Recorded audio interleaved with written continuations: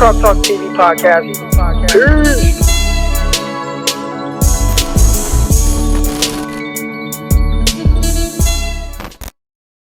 I want to ask you about the delivery, because people are talking about it being too long and saying that is the reason why passes are getting batted down at the line of scrimmage. So this is a two-part question. One, is there any correlation to long release and balls getting batted down at the line of scrimmage?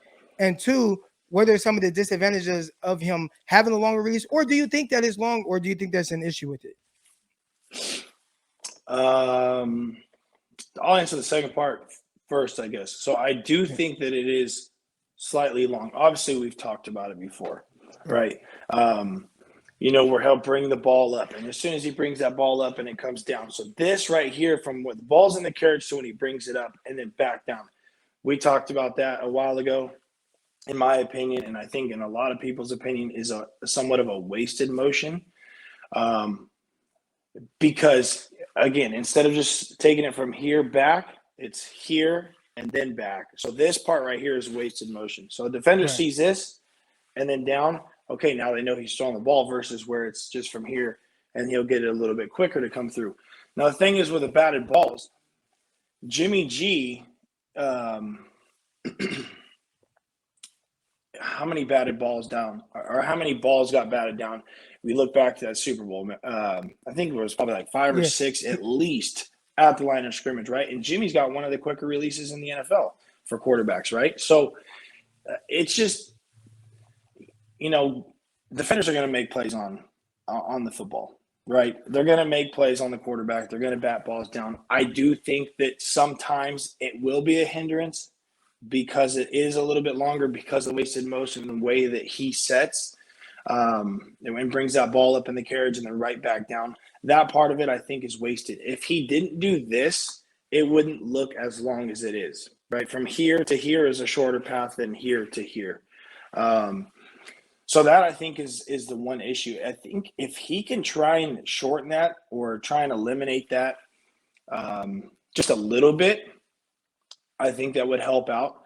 But I don't think that's a huge correlation with missing high, if that makes sense. Like the way that he sets it and gets a little bit longer, in my opinion, is not where he's releasing high. That's all release points, elbow slot, arm or hand angle when the ball's actually releasing.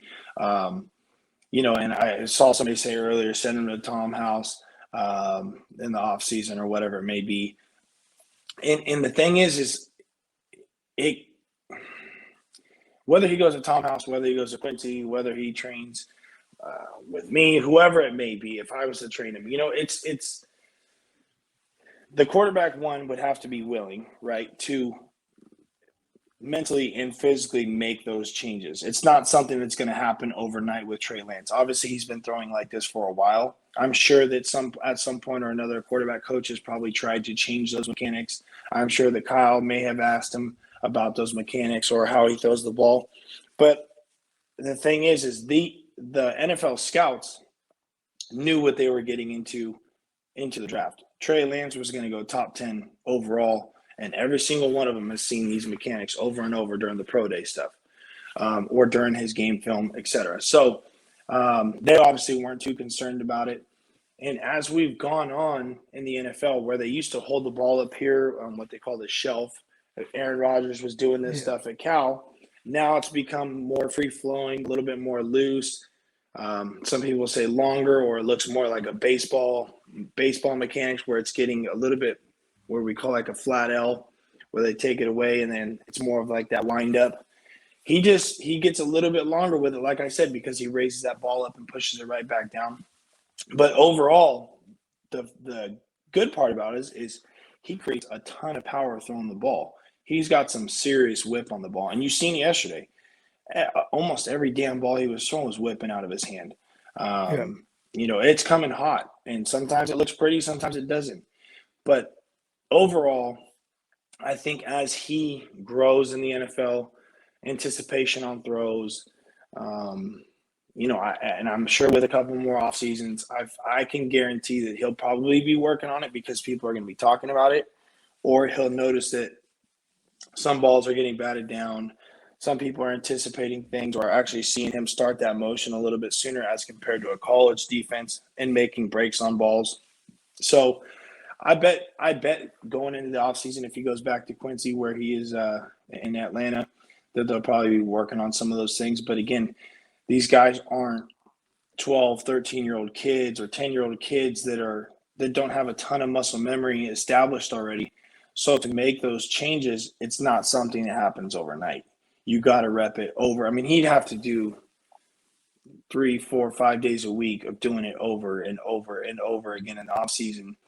And then hopefully he's still throwing with the same velocity or the same touch or I guess lack of touch is what some people would say right now, but it'll come. Yeah. When you think about a guy just being anxious and having the adrenaline flowing, and you're a rookie quarterback in the NFL and you're facing a hell of a defense like you did yesterday, like the ball's going to start coming off a little bit hotter than it might normally when you're at practice or whatever it may be, just because the scenery is different. The guys that you're playing against are different. Guys are breaking on balls a little bit quicker. The game is just more intense. So, once he gets settled in, I think we'll get a better look at it.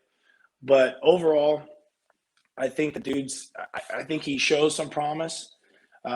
Watching that game yesterday reminded me of watching Josh a lot when Josh was a rookie. Crock Talk TV podcast. Peace.